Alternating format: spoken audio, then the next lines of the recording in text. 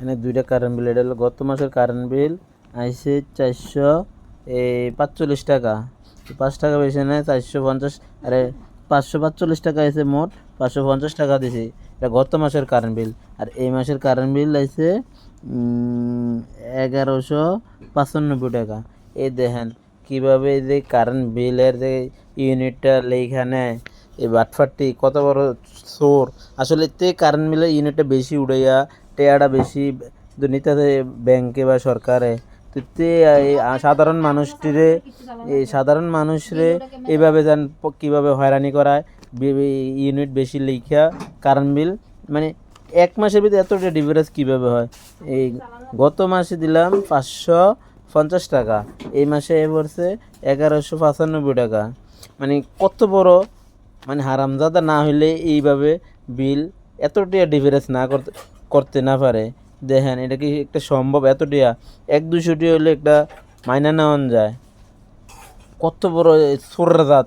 এই চোরগুলো এখনও এই দেশে এখনও ভালো হয়েছে না।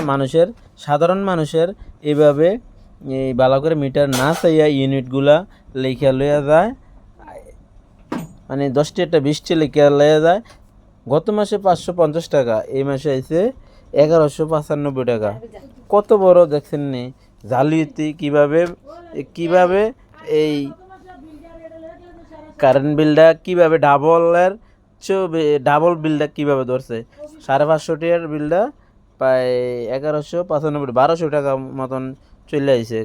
এই দেখেন যারা এই যে কাগজ ইউনিটগুলা লেখানে মিটার চাইয়া, যে তারা যে ডাবল এই বিলটা উড়ায়, তো আসলে টাকাটা যায় কার, কোথায় যাচ্ছে, কার গাড়ির থেকে টাকাটা লাগছে, তো লাভ কি? তুই যে লেহের থেকে টেরা হয়নি, তো সাধারণ মানুষ তো হয়রানি হইতেছে এই টাকা আনে করতে বিলটা দেওয়ার জন্য। আসলে এই দেখেন, এই আমি তো এটা দেখতে অবাক। আসলে এবার আসুক, তারা জিজ্ঞাসা করতে হবে ব্যাপারটা কী তা, আর মিটারের ইউনিটের মিলে দেখতে হবে আসলে এটা কতটুকু সত্য মিথ্যা। আসলে বিশেষ করে এই তারা কারেন্ট বিলের এই কাগজে উড়ে নেয়, এই উল্টা পাল্টা উড়ে নেয়, অনেক মানুষকে এইভাবে হয়রানি করা, টাকা বেশি বেশি উড়ে যায়।